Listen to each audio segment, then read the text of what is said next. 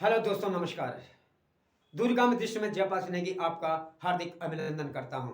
दोस्तों, जिस उत्तराखंड से लगातार पलायन की खबरें आती हों और वहां के एक आरटीआई के मुताबिक 5 लाख लोग देवभूमि से पलायन यानी देवभूमि उत्तराखंड से पलायन कर चुके हों और 1 लाख लोग हमेशा हमेशा के लिए घर छोड़ चुके हों और 3,83,000 वोट काम की तलाश में मैदानी हिस्सों की ओर अग्रसर हो चुके हों और जिनमें से कि अगर वहाँ गांव की बात की जाए तो लगभग 3,946 घर ऐसे हैं जो बिल्कुल, अगर यूं कहें कि घोस्ट विलेज यानी भूत गांव है, तो कहना असंगत नहीं होगा कि आखिरकार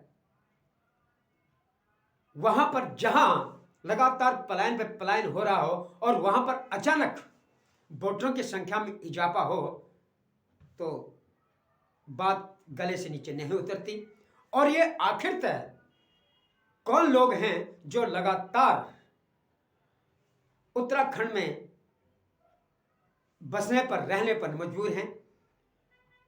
और अगर ये वोटर प्रतिशत अगर बात की जाए तो अकेले देहरादून में 41% वोटों में इजाफा हुआ है पिछले 2012 से लेकर के 2022 के बीच में। और उधम सिंह नगर में 43% वोटों में इजाफा हुआ है और वहीं नैनीताल में 32% वोटों का इजाफा हुआ है। और यह हल्द्वानी का क्षेत्र, हल्द्वानी में एक क्षेत्र ऐसा भी है जहां पर कि 2.5 किलोमीटर के अंदर जो पिछले दिनों खबरों सुर्खियों में रहा है, और 2.5 किलोमीटर के अंदर 50,000 वोटर रहते हैं। तो ये आखिर है कहीं ये राजनीति की शरण तो नहीं, या फिर ये कौन से लोग हैं जो लगातार उत्तराखंड में अपना जाल बिछाए जा रहे हैं और वहाँ को जहाँ से प्रदेशवासी तो पलायन कर रहे हैं और बाहरी लोग आकर के उत्तराखंड में बस रहे हैं। तो सरकारों को भी सोचना होगा, वहाँ के जो जितने भी बुद्धिजीवी वर्ग हैं उन्हें भी इस बात पर ध्यानाकृष्ट करना होगा कि आखिरतः ये क्या कारण है, ये कौन से लोग हैं जो कि लगातार उत्तराखंड में अपनी जो रहने की यानी कि उनको उत्तराखंड पसंद आ रहा है।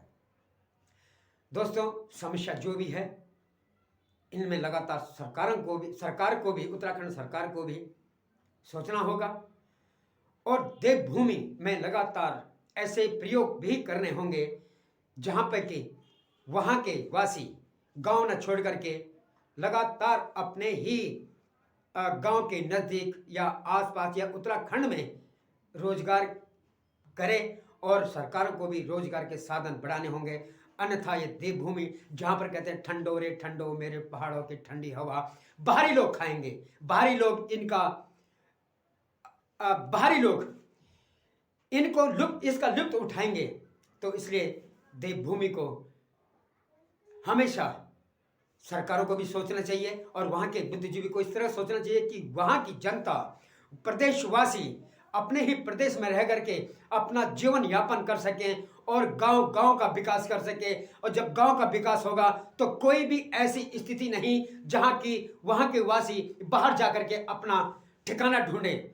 और रोजी रोटी की तलाश में हर युवा भटकता है। हर घर एक पेट की आग को शांति करने के लिए, इसमें कोयले रूपी ज्वाला को डालने के लिए अगर बाहरी प्रदेशवासी बाहर जाता है तो ये सरकारों की ही कमियां हैं। जो सरकार आज 74 सालों से लगातार प्रदेश का विकास नहीं कर सकी, लगातार वहां पर कांग्रेस की सरकार भी आई और भाजपा की सरकार भी आई। ये दोनों सरकारें मिलकर के अगर अपने अपने कार्यकाल में कुछ न कुछ करते आए हैं तो आज ये प्रदेश खाली नहीं होता। यह प्रदेश आज बाहरी लोग आकर के इस प्रदेश में नहीं बसते।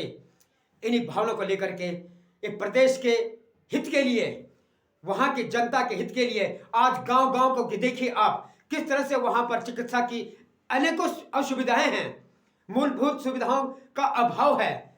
फिर भी वहां अगर कोई चीज कहीं तो प्रकृति ने वहां पे अपना दामन, कुछ न कुछ प्रकृति के द्वारा भी वहां पर कुछ न कुछ ऐसी घटनाएं घटित होती हैं जो कि लोग अंदर मन के अंदर अपने जिगर के अंदर सोचते रहते कि काश उत्तराखंड में भी कोई ऐसे साधन होते, जो साधन हम जुटा पाते, जो साधन हमारे बच्चे जुटा पाते, और इन साधनों के बीच में हम भी उन्हीं बच्चों के साथ रहते जो कि अपने मातृभूमि, अपने जन्मभूमि को छोड़ करके बाहर दूसरे प्रदेशों में अपने जीवन यापन के तरीकों को ढूंढने निकले हुए हैं।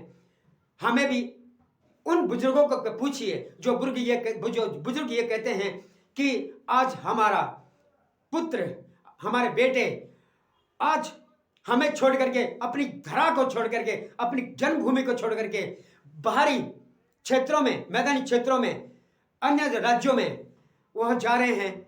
और दुख और दर्द तो तब होता है जब एक माँ बाप बुजुर्ग अवस्था में, यानी वृद्धावस्था में, जब अपने संतान की सहायक बनना चाहता है, मगर संतान भी क्या कहे, मजबूर है। वह अपने परिवार और अपने जीवन यापन करने के और अपने माँ बाप की सुरक्षा के लिए, वह दो वक्त की रोटी जुटाने के लिए वह अन्य प्रदेशों में लगातार प्लान कर रहे हैं। यही स्थिति संपूर्ण उत्तराखंड की है। दोस्तों, आपको कैसा लगा? और हमारा मोटिवेट, हमारा आप भी एक तरह से हमारी ऊर्जा को आप बढ़ाएंगे, और हमारी ऊर्जा आप लोगों से है। कृपया लाइक एंड सब्सक्राइब जरूर कीजिएगा। दुर्गा दृष्टि किसी अन्य मुद्दे पर फिर आपसे बात करेगी। तब तक के लिए जय देवभूमि, जय भारत माता की।